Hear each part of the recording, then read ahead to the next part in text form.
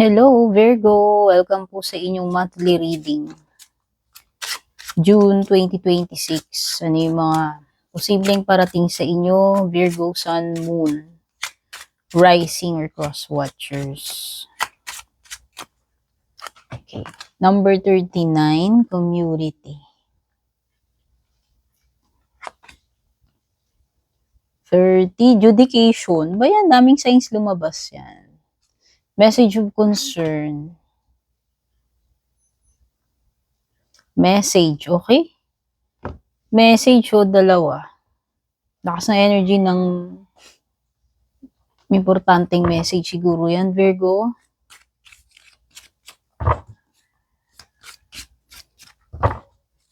Actually, pag sinabi nating message of concern, this is something na importante. Pwedeng nakakabahala, nakakabigla, ayan. Kasi tignan mo yung energy niya. Diba? O, nakakasurpresa, sabihin mo na, nakakagulat.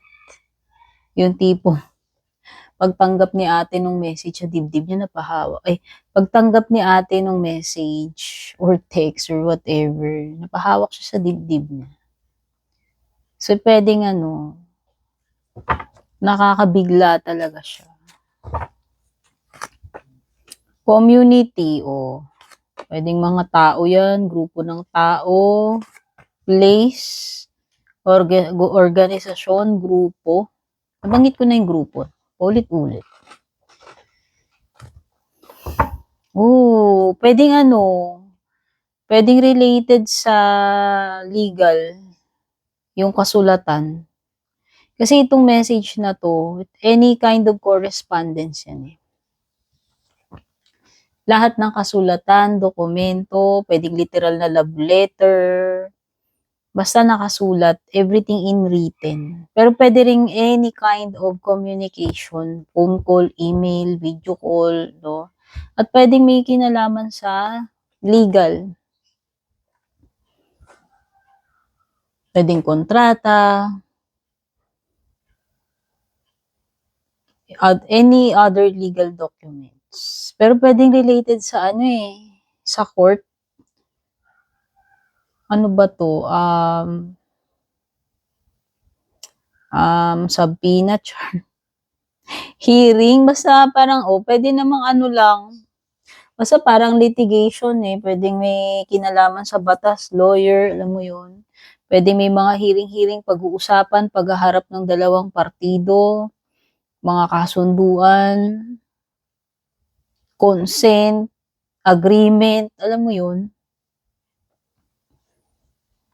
Parang may namamagitan dito. O, pwede naman counselor lang din, baka kailangan nyo ng counseling. Pero kasi may paghaharap, ano ba yan, sa barangay, hindi ko alam.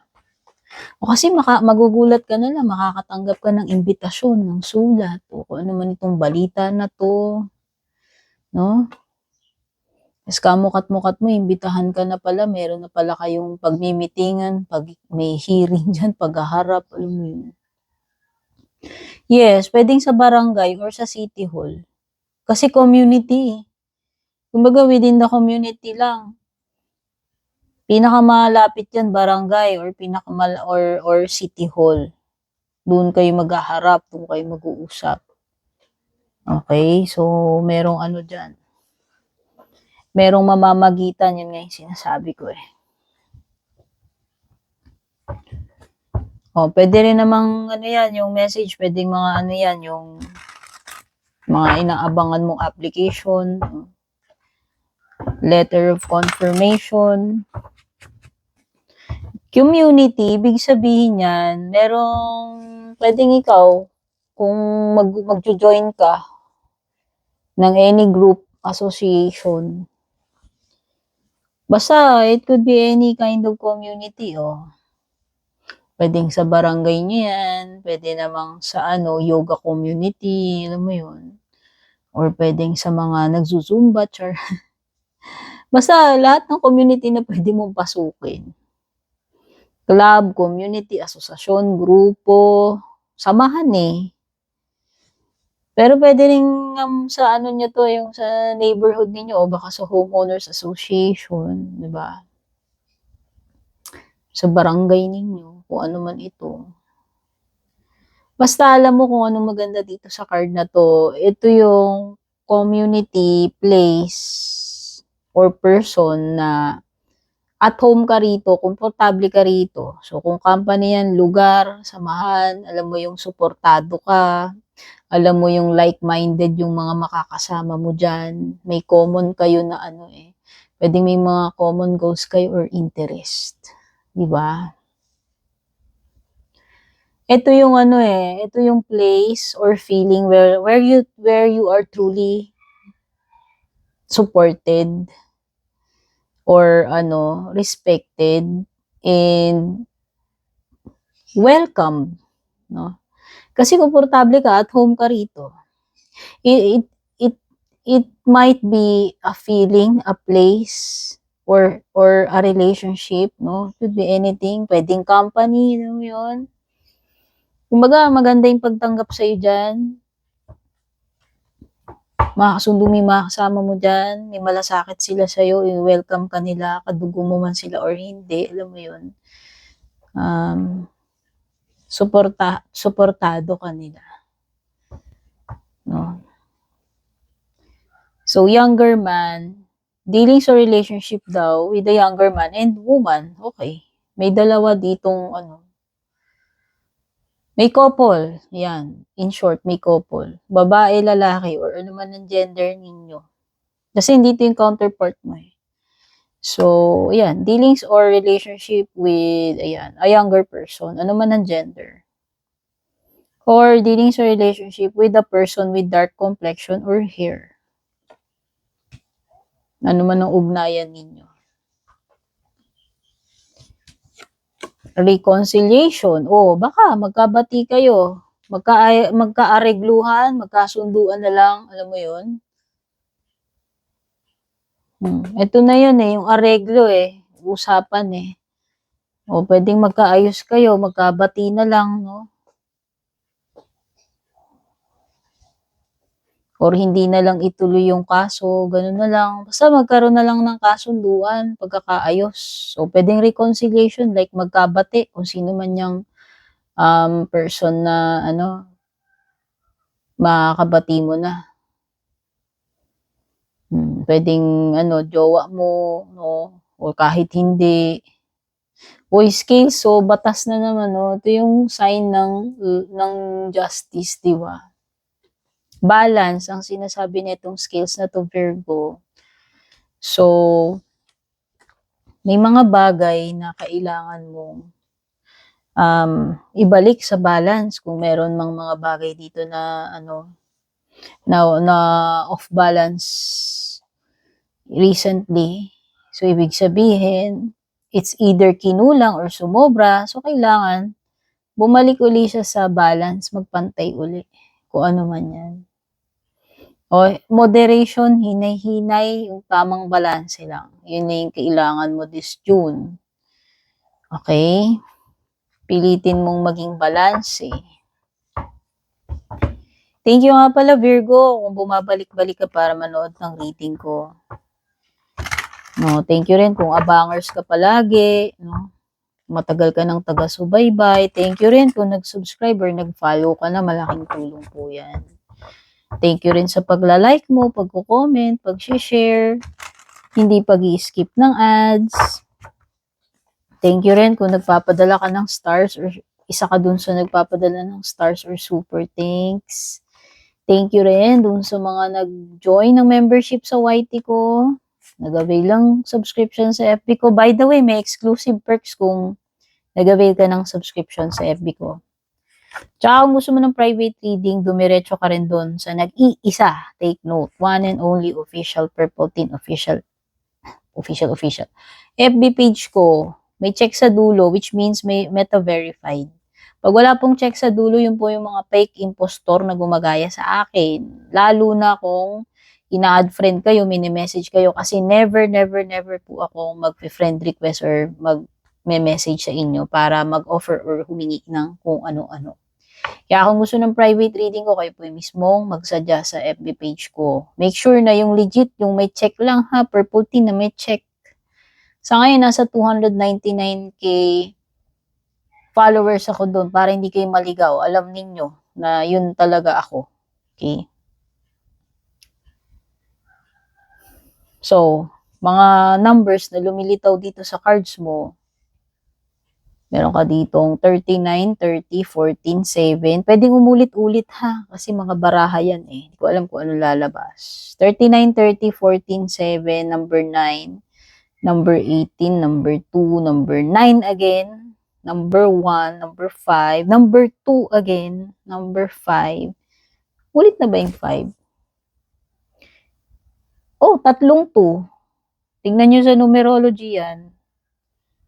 Tatlong 2, tatlong 2, dalawang 5. Tsaka dalawang 9, yun yung mga umuulit-ulit na number dito. Okay, pagdating sa mga zodiac signs na lumilitaw sa cards, pwedeng may Virgo energy, Pisces, Aries. Cancer, Scorpio, Pisces, yan. Malakas ang energy ni Pisces, ni Scorpio. Pwede rin namang may Leo. Actually, malakas din yung Cancer. So, umpisa na natin. Ano pa iba? Pagdating sa tarot cards mo,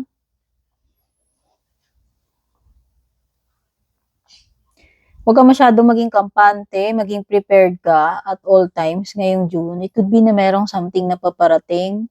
Ang advice sa'yo ng Nine of Wands is maging vigilant, maging observant sa paligid mo, maging aware, maging prepared. Okay? Maganda na yung maging advanced ka, prepared ka na.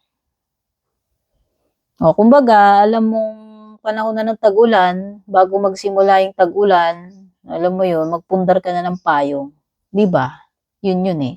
Kasi hindi mo alam kung kailan siya exactly darating. Basta sabi meron ngayong June. So, you need to be prepared, whatever that is, Virgo. Okay. So, nakikita ko maaaring hindi ganun ka-okay when it comes to money. O, 'di ba? Maging prepared ka. Let's go back to pagiging prepared. Kasi nga meron ditong some kind of message of concern, nakakabigla, nakakagulat. Whether mensahe yan or kung ano man, basta may paparating eh. Kaya brace yourselves, Leo tuloy, Virgo. Ba't ko binanggit si Leo? Baka may kakonek kang Leo. Okay. Wow, nakikita ko dito may unexpected talagang peace offering or reconciliation. Kung sino man itong makikipag-ayos, makikipagbati sa'yo. Pero this is also a blessing, an offer. Anumang klaseng offer yan, romantic man yan or hindi. Meron ka talagang marireceive dito, material man yan or hindi. Offer ng divine sa'yo ito eh. Meron something dito that is overflowing. Pero sa tingin ko, hindi pera yun ha, kasi baliktad si Nine of Pentacles mo. So, kung ano man itong nag-overflow na to, it could be positive, kasi positive naman si Ace of Cups upright. Pero hindi siya pera na nag-overflow, for sure. Okay? Meron ditong mga bagay na malapit na matapos with the Nine of Wands kung hindi ka mag-give up too soon.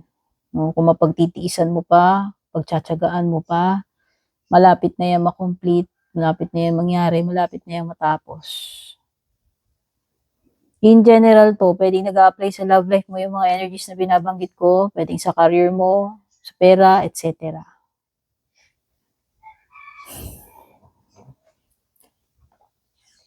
Okay. Merong mga obstacles or delays with the Five of Pentacles. Yan, kasi may mga hassle dito. It could be conflict, hassle, epal, tao man yan, bagay, situation, yun yung maaaring magdala ng ng conflict. Pwedeng iba, conflict lang naman sa schedule mo yan, alam mo yun, pwede may mga bagay na hindi dapat magsabay-sabay, tas magsasabay-sabay, tas problema ka, mataranta ka. Pwede rin namang may mga pampagulo dito, like mga distractions, no? Or pwedeng may mga, pwede rin namang mga tao yan, maaaring pampagulo sila. Pampagulo sila sa'yo ngayong June. Ewan ko. Yan yung pwedeng mga abala yan eh. Mga hassle eh.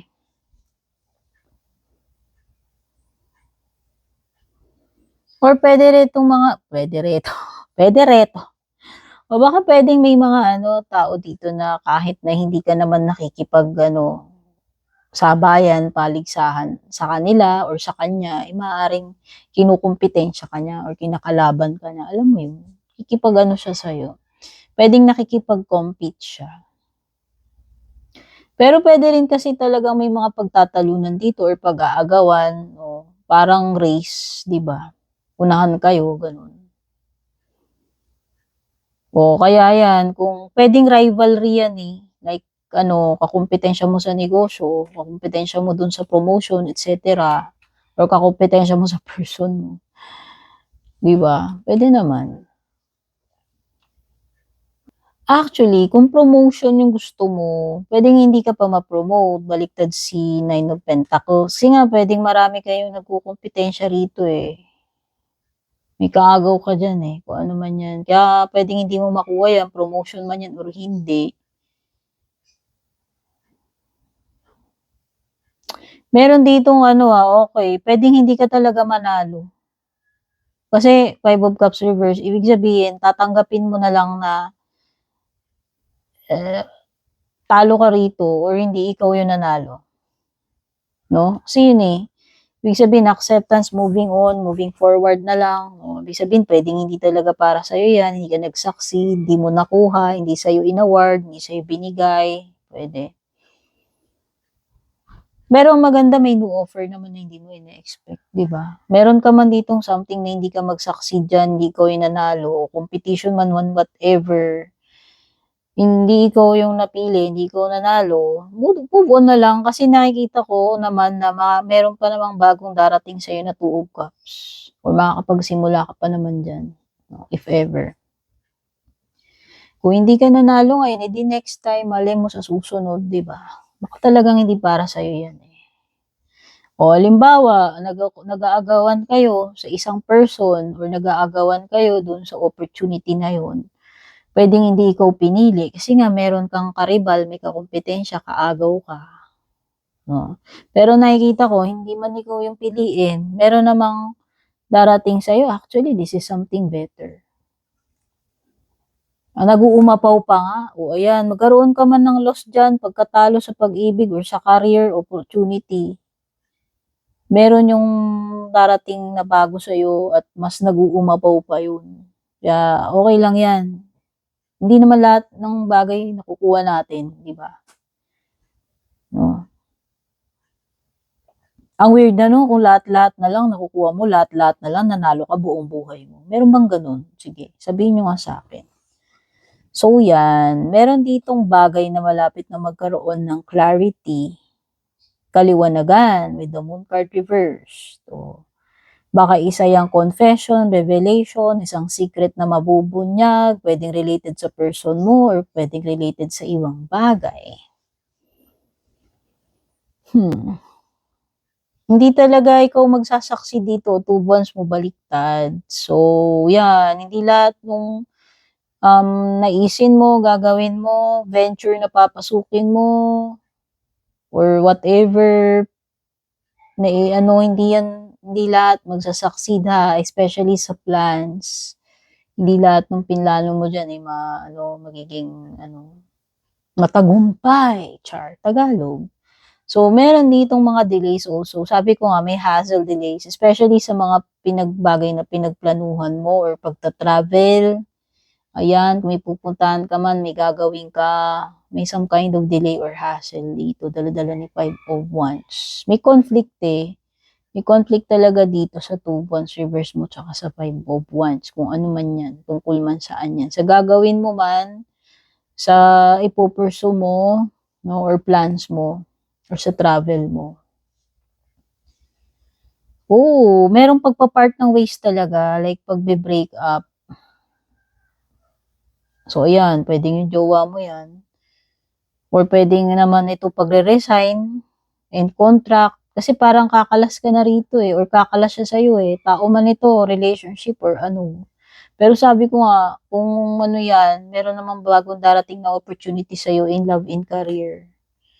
Okay, kaya kung mag-part man kayo ng ways, maghiwalay man kayo, ito nga yung darating sa'yo, mas umaapaw pa, 'di ba? Bongga. So ayan, thank you for watching. Kita-kits sa susunod na reading. Godspeed, babush.